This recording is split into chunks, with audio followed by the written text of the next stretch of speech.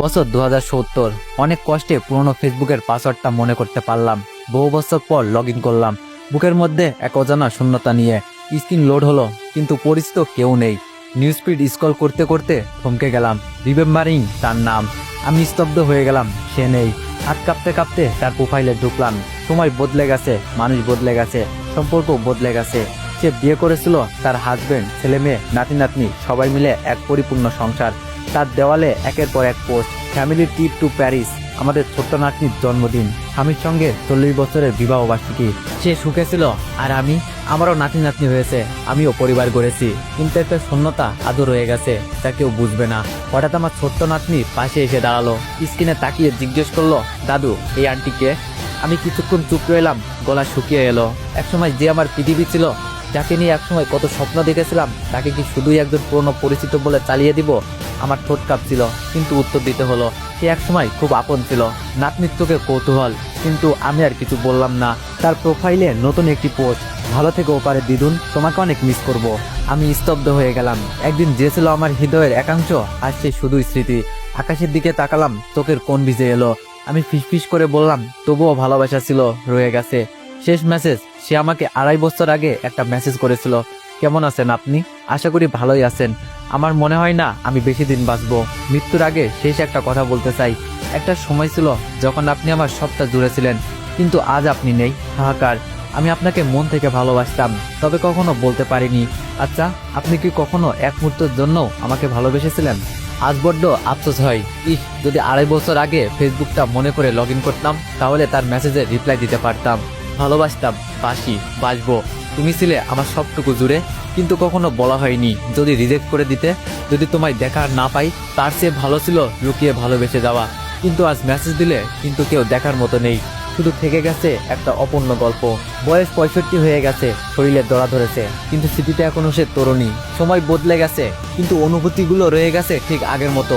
নাতনির প্রশ্নের পর থেকে মনে হচ্ছে হারিয়ে যাওয়া দিনগুলো আবার চোখের সামনে ভেসে উঠেছে। 25 বছর আগের কথা, তখন আমি স্কুলে পড়তাম। একদিন কলেজে যেতে দেরি হয়ে গিয়েছিল, তাই দৌড়ে যাচ্ছিলাম। হঠাৎ করে ধাক্কা লাগলো এক মেয়ের সঙ্গে। সে রেগে গিয়ে চেঁচিয়ে উঠলো, তোমার চোখ নাই? আমি প্রথমে রেগে গিয়েছিলাম, কিন্তু যখন তার মুখের দিকে তাকালাম, তখন মনে হলো সময় থমকে গেছে। তার চোখে ছিল এক অদ্ভুত ঝলক, রাগের টকটকে লাল মুখ। আমি হেসে ফেললাম। আমি বললাম, তুমি কে? সে তাচ্ছিল্যের হাসি দিয়ে বলল, তুমি জানার কে? কিন্তু আমি সহজে ছেড়ে দেওয়ার পাত্র নই। আমি বললাম, তোমার নাম কি? বাবার নাম কি? কোন বংশের মেয়ে? সে বিরক্ত হয়ে আমার দিকে তাকালো এবং জোরে একটা থাপ্পড় মারলো। আমি বললাম, যাক, মানসম্মত হয়েছে। আসলে আমি কলেজে একটু মাফিয়া টাইপের ছিলাম, সবকিছুতেই আমার নাম থাকতো। আমি তাকে ডিরেক্টলি হৃদয়ে গেঁথে নিলাম। সে আমাকে থাপ্পড় মেরে নিজেও ভয় পেয়ে চলে গেল। ক্লাসে এলাম, দেখলাম সে দাঁড়িয়ে রয়েছে। তার মানে সে আমি একই ক্লাসে ভেবে মন নেচে উঠলো। টিচার আমাদের দুজনকে দাঁড় করিয়ে রাখলো, বকাঝোকা করলো, তারপর ক্লাসে ঢুকতে পারমিশন দিল। সব বেঞ্চে জায়গা না থাকায় সে আর আমি একই সাথে বসলাম। তার ইচ্ছা ছিল না, তবে আমার খুব ভালোই লাগছিল।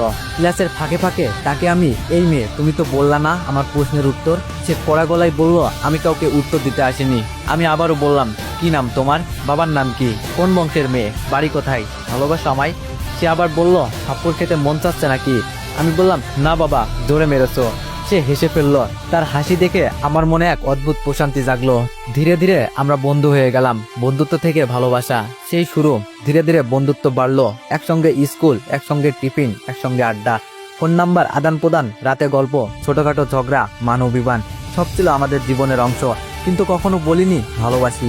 একটা অদ্ভুত ভয় ছিল, যদি সে না ভালোবাসে, যদি বন্ধুত্বটাই নষ্ট হয়ে যায়। তার বিয়ে, আমার নীরবতা। একদিন রাতে ফোন এলো, রিসিভ করতেই তার কাঁপা কাঁপা গলা, আমার বিয়ে ঠিক হয়েছে, তুমি কিছু বলতে চাও? আমি কি বলবো? যেই অনুভূতি 1 বছর চেপে রেখেছি, সেটা কি হুট করেই বলে দেওয়া যায়? আমি চুপ রইলাম। সে আবারও বলল, তুমি আসবে তো? আমি মাথা নাড়ালাম, যদিও সে দেখতে পাইনি। তারপর হাসি মুখে বললাম, অবশ্যই আসবো। সে বলল, আমার বিয়েতে তুমি হবে আমার প্রধান অতিথি। সেই দিন, বিয়ের দিন আমি গেলাম। তাকে দেখলাম লাল শাড়িতে, গলায় গয়না, মেহেদি হাতে। নিজ হাতে হলুদ মাখিয়ে দিলাম, নিজ কানে কবুল বলতে শুনলাম। কতবার ভেবেছি বলবো আমি ভালোবাসি তোমায়, কিন্তু কিছু বললাম না, শুধু তাকিয়ে দেখলাম। সে অন্য কারোর স্ত্রী হয়ে গেল। আমার হৃদয় শূন্য বিচ্ছিন্ন হয়ে গেল, কিন্তু হাসলাম, কারণ তার সুখটাই তো চেয়েছিলাম, তাই না? 25 বছর পর ফিরে দেখা। আজ এত বছর পর তার ফেসবুক প্রোফাইলে সেই অপ্রকাশিত ভালোবাসার চিহ্নগুলো দেখি। তার হাসি খুশি জীবন, তার সন্তান, তার নাতি নাতনি। আমিও সংসার গড়েছি, তবুও কোথাও যেন এক শূন্যতা রয়ে গেছে। হঠাৎ একদিন একটা পার্কে বসেছিলাম, বাতাসে গোধূলির আলো, পুরোনো দিনের মতোই। হঠাৎ সামনে তাকিয়ে দেখি একটা চেনা মুখ। সে চুলে পাক ধরেছে, মুখে বয়সের ছাপ, কিন্তু চোখগুলো ঠিক আগের মতোই উজ্জ্বল। সে আমায় দেখে থমকে গেল, আমিও চুপ।